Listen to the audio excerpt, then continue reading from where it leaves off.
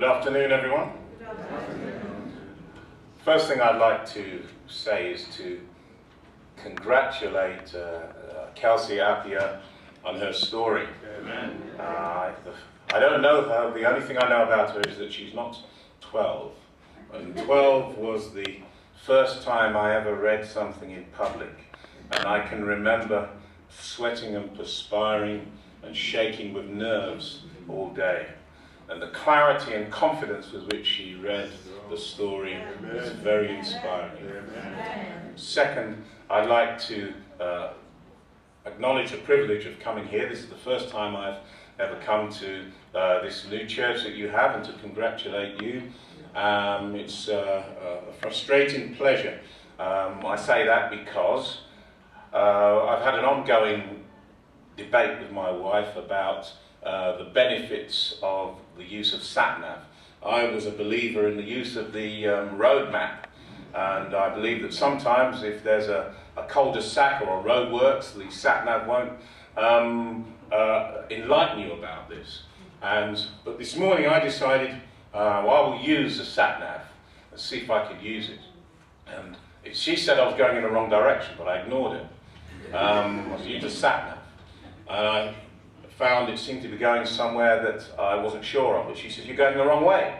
And I said to myself, "Okay, let's hand over to her. She's a good backseat driver. Let her direct."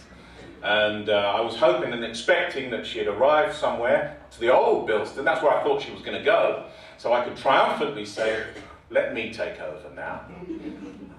Unfortunately, she arrived here, and I was frustrated to see that she'd done that. Speaking of cars, some of you may know my friend Algie Henry. Some years ago, I had an Audi A4, a black one, and I lent it to him for 2 days. I can't remember why. I think his car was needing repairs. And I lent it to him, and this was just after I'd had some work done on the car. The camshaft had cracked. And so when I went to the garage, I saw that they'd taken off the whole of the front of the car. And then they put it back together again, and I lent the car to Algie, and he had to drive to Birmingham to send his kids to school out there. I think they went to Harbour Bell. And he took the car there twice. Then he returned the car to me, and that Sunday I used the car to go down to the Good Food Show at the NEC, which I usually go to quite frequently. As I was just passing the Birmingham exit, I remember building up the speed, moving from the left-hand lane to the middle lane, and moving into the right-hand lane, building the speed up to 30 miles an hour, to 40, to 50, to 60. As I moved over to 70 miles an hour and was building up the speed in the right-hand lane, suddenly the bonnet of the car just rose up, and it came up so fast and with such power that it hit the windscreen and it concertinaed the roof of the car. It hit it with such power. I was so shocked that I could not remember the landscape in front of me. I could not remember whether there was a clear road in front of me or whether there were cars directly in front of me, and whether maybe they were going to brake. And I remember being so scared at that moment. And not only that, could I not remember, and I could see nothing, going at 70 miles an hour. There was a coach coming up in the middle lane, and it was about to cut me off, because I thought that my only choice was to risk what was going to happen in front or to pull over regardless. I put my hazard lights on, and the coach driver saw what was happening and drew back and allowed me to move over and to stop in the hard shoulder. When the AA man came, he looked in the bonnet and he saw that the hook that holds the bonnet to the chassis is held by 4 bolts in an A4. 3 were missing, and the hook was just hanging like this. And he said, "You may have a case here, but I don't know whether you can prove that you didn't take the bolts off yourself." But I remember the thing that struck my mind more than any was that I could not see what was in front of me. And I believe, I asked the question, has Satan raised the bonnet in front of the church so that the church cannot see what is in front of it these days? The prophetic message of this church, the things that shall happen. Churches these days talking about all the things that don't relate to what is happening. The world speaks more about end-time issues today than our church. And sometimes you have to ask yourself, is this prophetic or is it pathetic? What has happened to our church? What has happened to our concern about this message about the future? It would seem that the church, the wider Christian church, speaks about all sorts of things. Praise, prosperity, peace. But when it comes to speaking about the return of Jesus, we don't want to talk about it. And that is something that we will have to meet. This morning, when I entered the room, Clarence was talking about the church. He was talking about what Jesus had said to the church. He said in Matthew chapter 5 and verse 13, he said there, "You are the salt of the earth." And verse 14, he said, "You are the light of the world." And 1 Corinthians chapter 14 and verse 8 says, "If a trumpet gives an uncertain sound, who will prepare for battle?" Today is July the 4th, I believe. Is that correct? What significance is that in America? American independence. Amazing, isn't it? The land, the home of the brave and the land of the free. Some say that freedom began there in America when those people in the old times left these shores on the boats because of the persecution in this country to sail over to the land of the free and the home of the brave. But it was not very free if you were an American Indian. It was not very free if you weren't a Christian. It wasn't very free if you were black. Freedom did not start in America. In fact, the actual concept of freedom was sent to America symbolically in 22 great containers from France that had the kit that put together the Statue of Liberty that greets you in the harbour as you come there. This freedom, this message from France, fraternity, égalité, liberté. But freedom didn't start in France. Democracy didn't start in France. Democracy is a Greek word.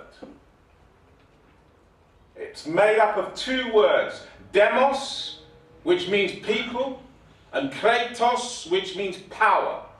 People power. The freedom of the people.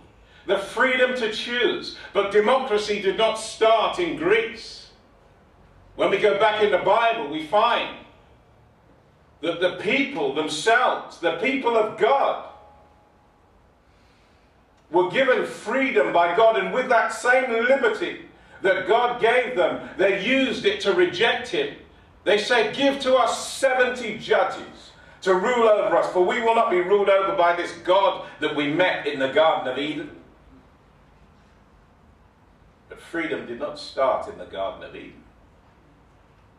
The Bible tells us, Revelation 12 and verse 7, there was war in heaven. And we understand the war, 1/3 of the angels cast down. And they were led by one Lucifer.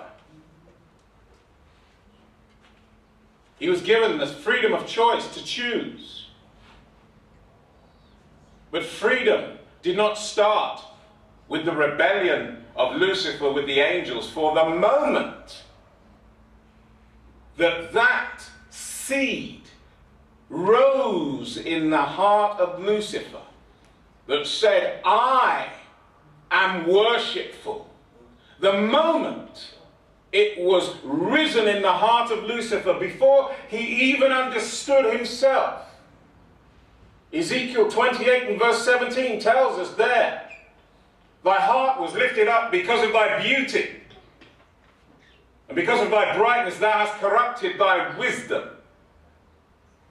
God knew in the very beginning, when all the other created beings could not see, and so it is with us. Preachers, laymen, come up before the congregation and preach, and no one knows the seed that is going on inside their hearts. I have seen preachers come up, leaving their wives in different places while they're impregnating members of the congregation, while they're preaching. Who knows the seed that arises in the heart of a person before they have a plan to be unfaithful to their wife or their husband? God knows. Who knows the seed in the heart of a child? Goes to university. The parents don't even know what goes on at universities, involved in sexual orgies, and the parents don't know, but God knows. The seed for who we are, when no one can see us, when we have total privacy from the scrutiny of others, what we do then, the images that we conjure in our minds and allow to take shape, this is who we are. This is our very essence, and this is where God judges us. But when that seed arose in the heart of Lucifer, God did not do anything at the time. He knew before any of the other created beings, but he did not do anything. Imagine if God, the moment the seed arose in Lucifer's heart, if he destroyed him and the other angels asked God, where is our leader? What would God say? Well, I made him not to exist. Do you think they could have understood at the time? The irony is the freedom that God gives us to choose whether we will have him or not. That is the very freedom that we use to reject God.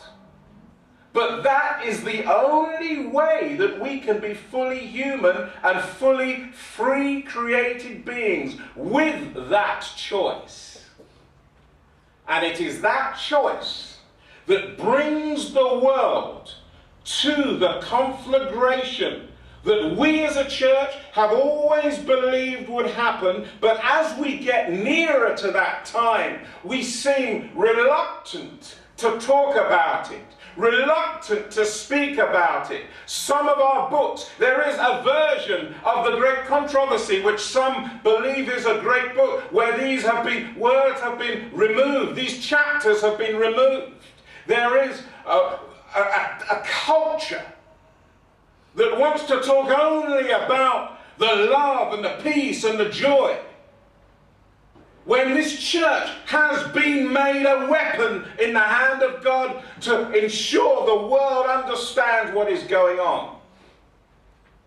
And so we find that rebellion, the choice that is made, does not just affect the person who makes the choice. The choice of rebellion that Lucifer made, you can read about it in Isaiah chapter 14, starting at verse 13, where he says, I will arise above the throne of God, for I will be like the Most High. It affected a third of the angels. The choice that Eve made affected Adam. The choice that Adam made affected the rest of the world until Jesus comes. And so this freedom that we experience has greater consequences than we know when we make the choices that we cannot see the end results of at the time that we make those choices. And yet, this whole concept of democracy and freedom has been used as an instrument by Lucifer when he became Satan, the great enemy of the world. For we find that since God destroyed the world with a flood and the Tower of Babel was built, we find there that Satan's plan for domination had been put back 5,000 years. For Satan tried to force God's hand at the flood. God repented that he had created man and destroyed but left a remnant. And after that, Satan tried again because God warned Satan. He gave the first prophecy in the Bible was given to Satan by God. Genesis chapter 3 and verse 15. God says there, you may have won the battle when Satan caused Adam and Eve to fall, but you have not won the war. For I will put enmity between you and the woman, between your seed and her seed. Your seed shall bruise the heel of the woman's seed. In other words, through the persecution and challenges, down through the passage of time. But I will deliver a crushing, a fatal, a lethal wound. For the seed of the woman shall crush your head. Now let me ask you, which would you rather, a bruised heel or a crushed head? From that moment, Satan understood that God is telling him that a line would come right through from Adam right down to the Savior. And really, everything in the Bible, all it is about this war where Satan is trying to destroy the prophecy, to break the prophecy. For if everyone was destroyed at the flood, then the prophecy would have been broken. If everyone was destroyed at the Tower of Babel, the prophecy would have been broken, but God was clever. When the Englishman at the Tower of Babel said to the Jamaican, pass me the trowel, sir. And the Jamaican said, no, that's the way you said it. I said, pass me the trowel. I said, pass me the... What am I talking about? Don't you understand English? And so... he found they couldn't work together, so the Englishman and the Jamaican went that way, and everyone else, the African, the Chinese, they went all over the world. God was clever. He didn't destroy it. And Satan tried to destroy the prophecy so many times. When Abraham was made the father of the nation, Satan worked through Sarah to actually tempt Abraham. Let me see the hands of all the married men in this room here. Let me ask you a question. If your wife gave you permission to have relations with another woman, let me see the hands of those who would do it. Wives, look away. And so Abraham, through his disobedience and lack of faith, nearly broke the prophecy, because the first child delivered to Abraham was Ishmael, not Isaac, the promised one. And so we find today the separation between Arabs and Jews, the wars that go on as a result of that. Satan's plan had been put back 5,000 years at the actual destruction of the Tower of Babel, because all the people spread across the world. How was Satan going to get them back together to make some kind of rebellion to block the coming of Messiah? We know that he tried to kill Jesus when he was 2, and it failed. And he tried to kill him all the way through, right up until the cross. It's only at the cross that Satan realized that he'd made a big mistake, because if he kills Jesus now, then Jesus will have died for the race, and the sacrifice would have been complete. So what does he do at the cross? He tries to prevent Jesus from dying. Come down from the cross. If you're the Son of God, come down. Tries to tempt him to use his own power. When he realizes he's made the mistake, and then Jesus dies, and he's in that sepulchre, in that tomb, sealed. The only thing that Satan can do then is to try to stop Jesus from rising from the dead. And the angel comes down and breaks the seal, and Jesus is free. And so we find in Revelation chapter 12 and verse 17, it says there that the dragon was angry with the woman. Who is the woman? The woman is the church. And went forward to do what? To make war with the remnant of the seed, because he failed at the coming of Christ. He failed at the death of Christ. Now he's angry with you.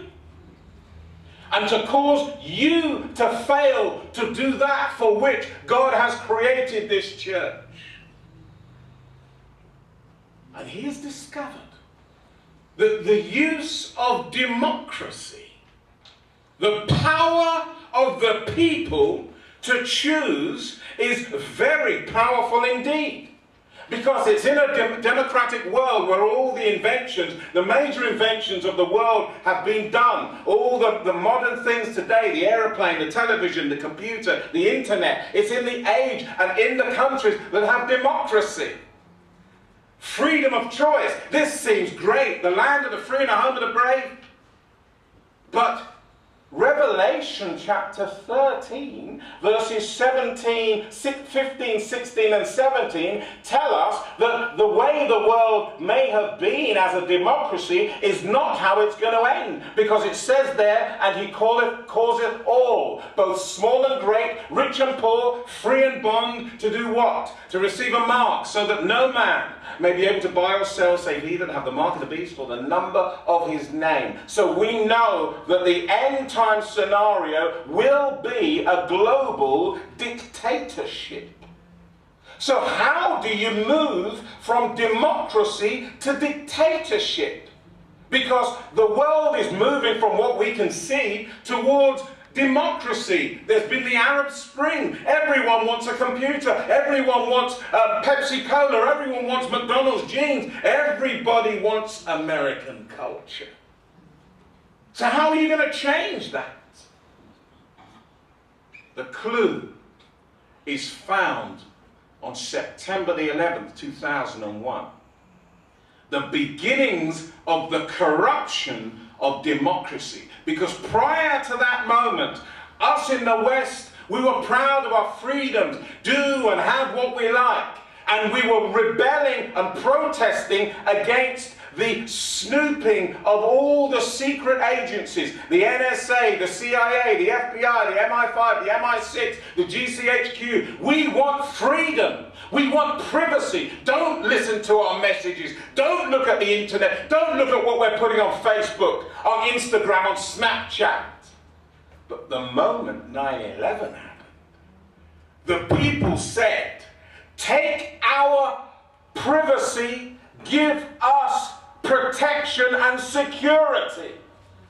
We were willing to hand over our privacy because we were afraid. And now the powers in the world, the governments of the world, justify their snooping on us because they are trying to protect us. And so we find after Tunisia, in this country, the Snoopers Charter, the Communication Data Bill, and in America, Obama has now signed another bill, the National Defense for Resources and Preparedness Bill, where they are creating what's called a main core list of individuals who they suspect of anything.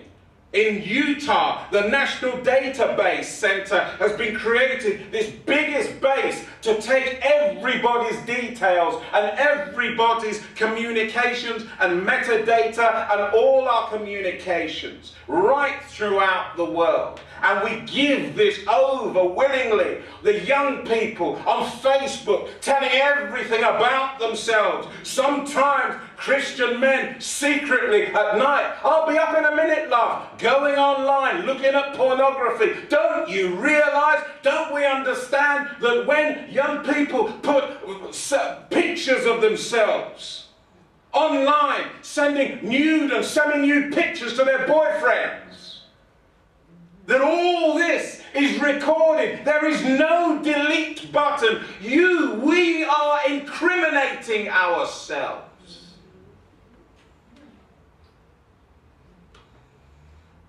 And so we find today, with the rise of ISIS, or Daesh, which is now the Arabic term, Al-Dawla al-Islamiyya fi'il Iraq wa al-Sham. This is the state of Israel, the state of Iraq in Syria and the Levant. What has happened now that people are being persecuted online, beheaded and burned online, everyone can see. Muslim groups now say we are being wrongly treated because Islam is a peaceful religion. And everyone in the West becomes very politically correct, and we don't want to say anything. Well, I will say something. This is the Quran.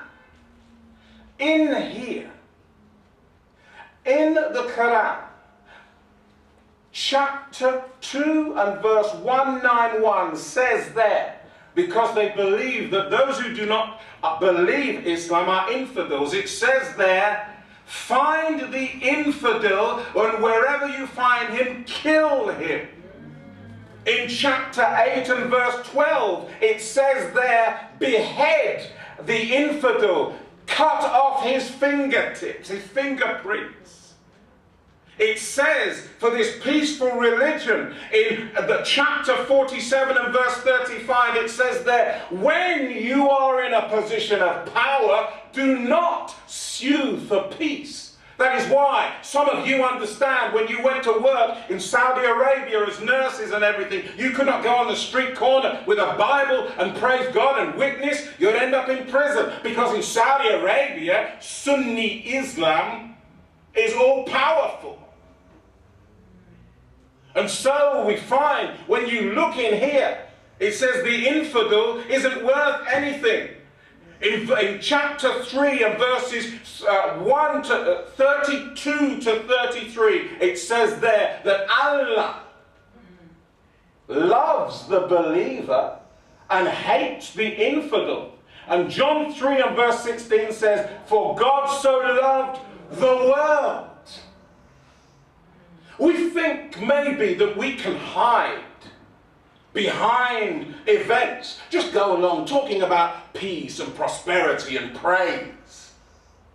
But God understands. I have something against you. You have left your first love. The talk about lukewarmness, and it has been said by some writers, that which we won't learn in a time of peace, we will have to learn in a time of the utmost adversity. Even now it's spoken about in Texas, the Seventh-day Adventist Church are meeting at GC to decide what they're going to do. Some are looking to see what they're going to do about female ordination. And while we are quiet, the world is forcing a march on us, because in Northern Ireland, they have given by referendum a free choice for marriages for the homosexual community to marry. Then it happened in this country first, and now it's in America. And so it's only a matter of time before a gay couple walk into an Adventist church somewhere. Somewhere you can, and when the church decides and says they're not going to marry them. It's happened with Christians in Somerset. There was a bed and breakfast, and they said they're not going to have a gay couple in there. They could have gone somewhere else, but they didn't. They took them to court, and they lost. The Christian couple lost. They went to the European court, and they lost. And then there were the registrars who signed for marriage. 2 Christian women wouldn't sign for gay couples. They got taken to court and they lost. The bakery in Northern Ireland would not make a cake for a gay couple. They got taken to court and they lost. It's only a matter of time. It's not if, but when. What position will we take? What stand will we take? From my point of view, the gay community, now please understand me, this is not an issue, a diatribe of hatred against gay people. We're meant to love everybody and but make a stand about what we believe. This isn't going up to the gay community and saying you're going to burn in hell. We're meant to show the love of Jesus. But I believe that the gay community are not interested in gay marriage, generally. There is a cynical ploy here, just simply to destroy all opposition to that belief. If you don't believe this, you say, well, it's said, well, it's just like the civil rights movement, blacks and gays were discriminated groups. Well, where were the gay marches? In Baltimore, in New York, in Ferguson and Charleston. Where were the marches of outrage on behalf of the black community? Nowhere. And so what we see is a cynical ploy in order to get their own political position, while the church is quiet. But I will say to us this morning in closing, George Santayana once said, if we do not learn the mistakes of the past, we will be doomed to repeat those mistakes. I have a book here called, ironically, The Silent Church. Let me take just a couple of readings from this. And it says here, later, Adventist writers welcomed the apparent rebirth of Germany in their publications and also by vote. The Adventist town of Fredensor had voted by 99.9% for the Nazi parliament state. When some Adventists refused to salute the swastika flag and to use the Hitler greeting, the president of the East German Conference, W. Müller, argued that it was bad for the church's image. And over here it says, with growing pressure for greater collaboration, many Adventists of all age groups joined Nazi organizations such as the Hitler Youth and the Association of German Girls, the Labour Service, the German Red Cross. All these clubs were designed for the purpose of Nazi indoctrination. And I have here a letter from the Adventist Conference congratulating Hitler on his recreation of Europe. And if you think that we can stay separate from these issues forever, I take this along whenever I do this type of presentation, because what we have here that happened in this town, we had a youth day at one of the churches in this town. And this is the poster that was put out in good faith. It says, Preparing for War, Youth Day. Now, Nikki Morgan, the Secretary for Women's Issues and Education, has said that any group in this country who has a literal interpretation of their sacred text is likely to be an extremist group. And they have said last week that we are introducing legislation to combat hate beliefs. And this will take place soon. After what we have here, we have Adam Ramdin, Pastor Adam Ramdin and Troy Smith here, and they preached on that youth day that was done at the church, Penderford Church. And the interesting thing is what happened on that day. You see Adam Ramdin, bald head, looks like an Asian, got a beard. The police came there. This is innocent. This is talking about spiritual warfare. But because there's splatters of blood and it says preparation for war, the police came and sat in a uniform in the back of the church. Maybe it was good for them. Maybe they had a chance for Christ to be presented to them. But what we are seeing that the attention of the world, whether we like it or not, is turning towards the church. Satan has seen the church is silent, and Satan wants to crush the church. But this brother, Clarence, he said this morning that what the church is salt, the salt of the earth. Salt has a disproportionate effect in relation to the amount that you put on your plate. If you have a plate of food, you don't put the same weight of salt as the food on the plate. You put a small, well, except in ackee and saltfish maybe, but in other foods, you put a small amount of salt in that, and it has a disproportionate effect. It has a disproportionate effect. Thank you very much. And then the same thing with leaven in bread. And the light of the world. Did you know that you can see the light of a candle in the darkness 9 miles away? So we don't talk about the small size of the Seventh-day Adventist Church in relation to the numbers in the world. You know, 30 million when you've got 7 billion people. The power of God is mighty. And what I've come here to say to us this afternoon is that we as a church need to remember the reason why we are part of this church.